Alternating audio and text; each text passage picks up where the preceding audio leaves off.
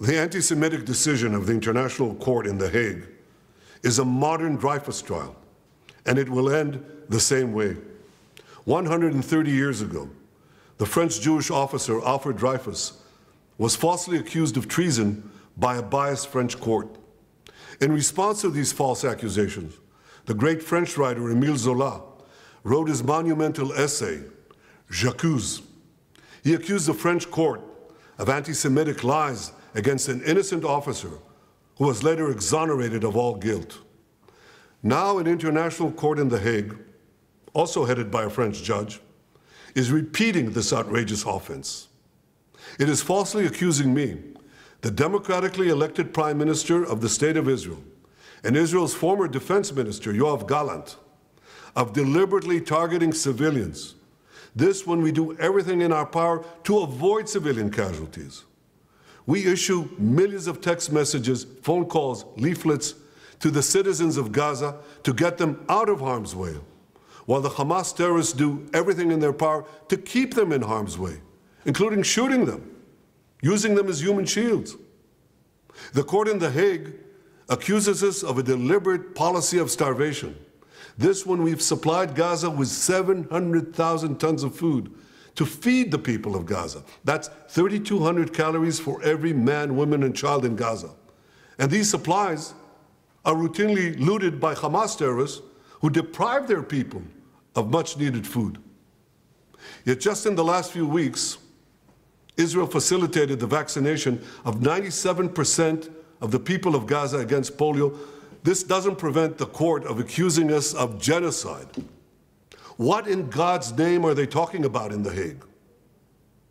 The truth is simple. No war is more just than the war that Israel has been waging in Gaza after Hamas attacked us unprovoked, launching the worst massacre against the Jewish people since the Holocaust.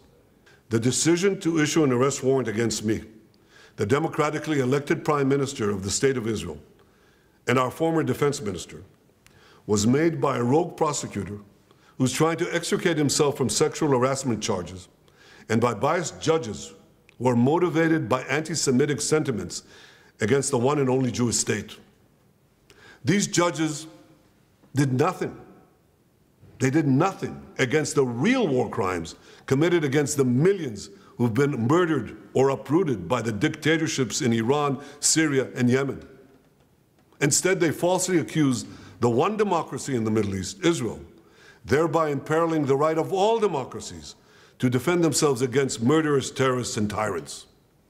Nor did the court do anything against the Hamas terrorists who raped our women, beheaded our men, burned babies alive in front of their parents, and kidnapped hundreds of men, women, and children to the underground dungeons of Gaza. They're still holding 101 hostages, citizens of many lands, including the United States.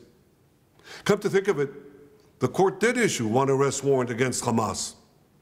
Now hear this. They issued an arrest warrant against the corpse of the Hamas arch-terrorist Mohammed Dev. His corpse. What an absurdity.